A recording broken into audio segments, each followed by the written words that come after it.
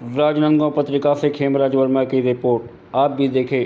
Khadi board के अध्यक्ष राजेंद्र तिवारी ने ली प्रेस कॉन्फ्रेंस। राहुल गांधी को लेकर क्या कुछ नहीं कहा, आप भी देखें वीडियो।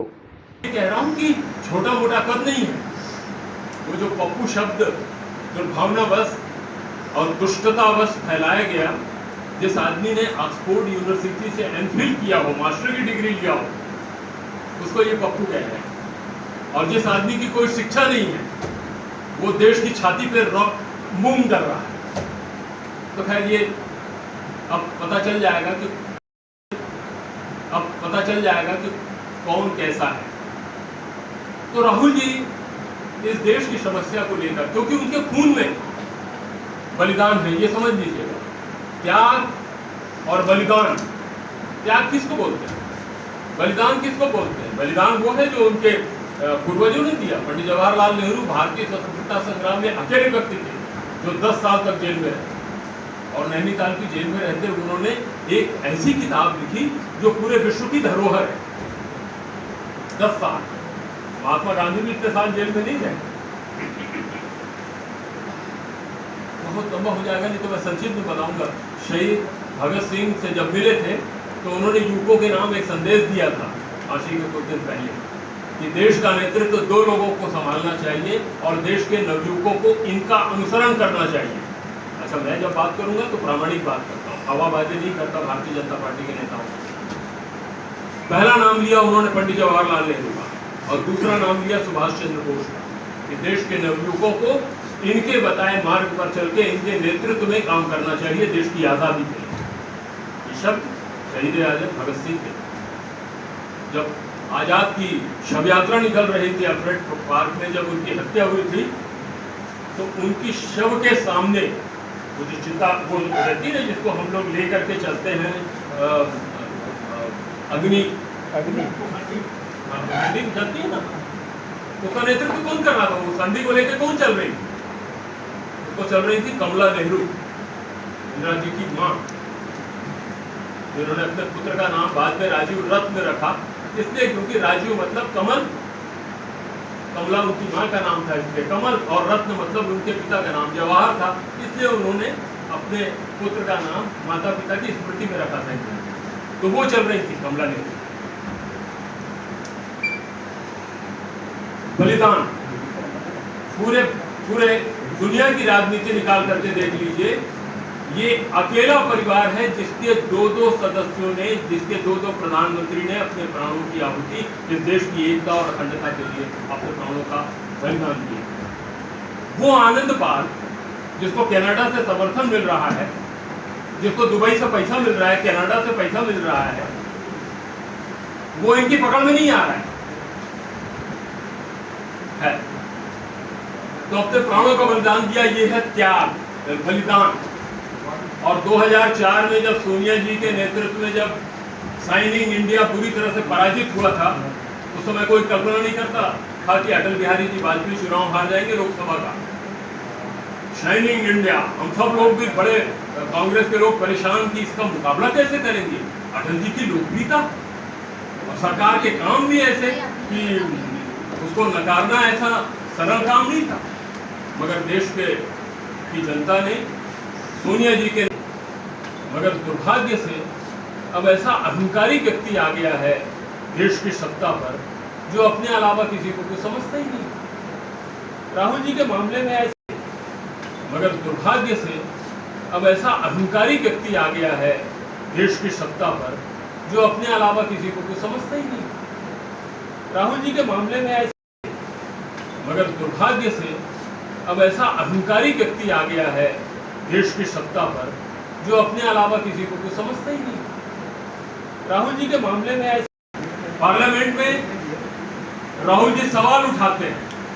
आज अभी जिस घटना को लेकर के हम बात कर रहे हैं, मैं उस पर आ जाऊँ, फिर आपके जब सवाल आएंगे तो इसमें बहुत सारे जवाब भी शामिल होंगे। 13 अप्रैल 2019 को कोलार में राहुल जी का भाषण होता है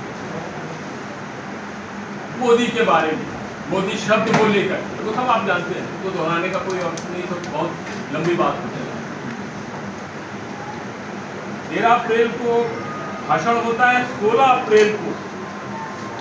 एक उमेश मोदी है वहाँ के विधायक गुजरात के, वो सूरत की अदालत में मानहानि का मुकदमा दायर कर।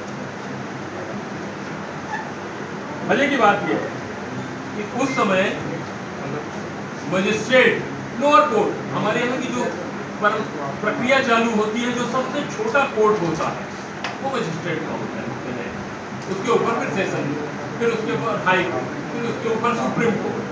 तो न्याय की जो सबसे छोटी प्रक्रिया वाली अदालत है, उसके यहाँ केस दायर किया जाता है और केस दायर करके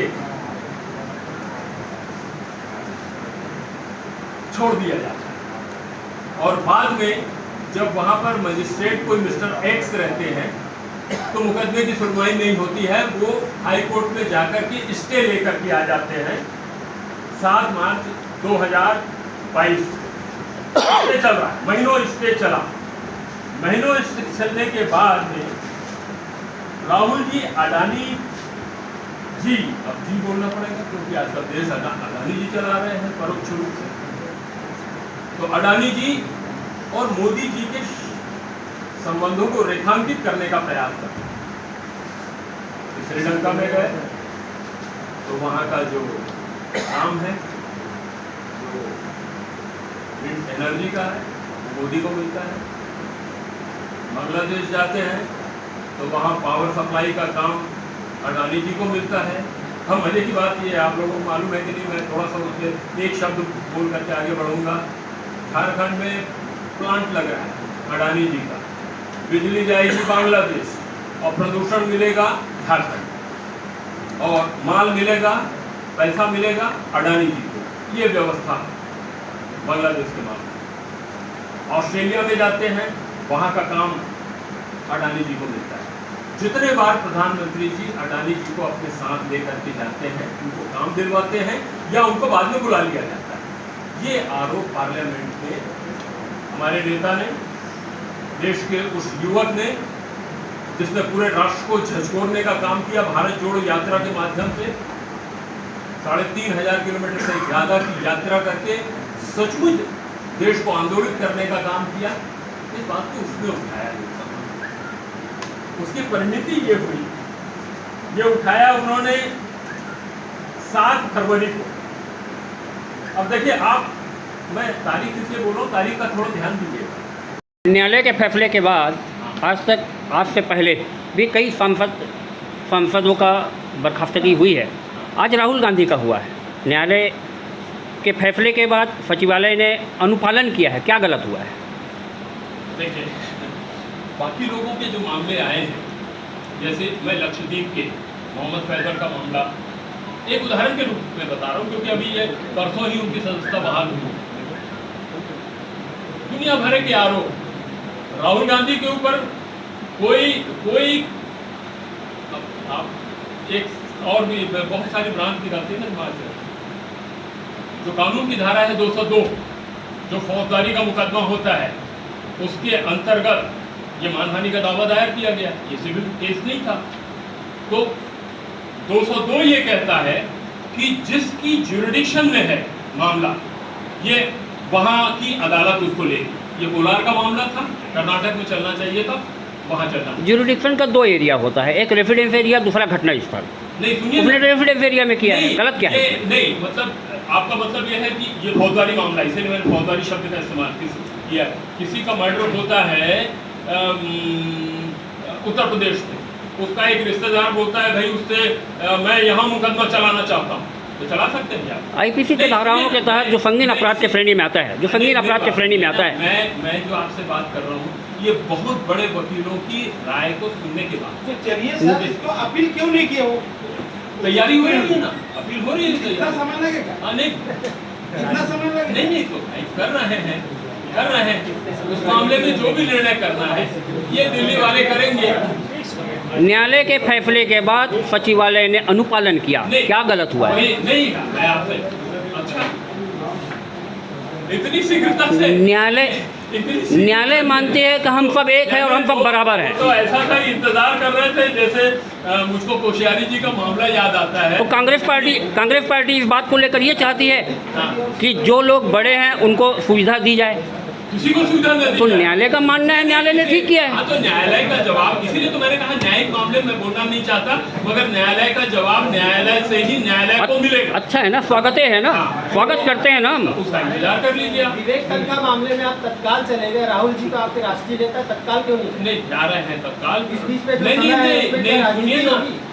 मतलब आप चाहते हैं कि जैसा तड़ाक फड़ाक उन्होंने काम किया है वैसा हम भी करें, मगर सुनिए ना, उसके लिए पूरी टीम लगी हुई है, वो अपना काम पूरी जिम्मेदारी से कर रहे हैं और बढ़िया रिजल्ट आएगा। अन्य मामलों में जब न्यायालय फैसला करती है तो अक्सर अपन हाई अथॉरिटी में अपील करते हैं। आज भी न्यायालय का फैसला हुआ है, हम हाई अथॉरिटी में अपील करें। इसमें नरेंद्र मोदी को, भाजपा को आरोप लगाने का क्या तुक है? 20 दिन का समय मिला है ना, 20 दिन का समय मिला है। तो ठीक, न्यायालय का फैसला है, हाँ, अनुपालन हुआ है। भाजपा कहाँ दोषी है? भाजपा कहाँ दोषी है? राहुल जी को 30 दिन का समय मिला है, तो 30 दिन के भीतर वो याचिका भी दायर हो जाएगी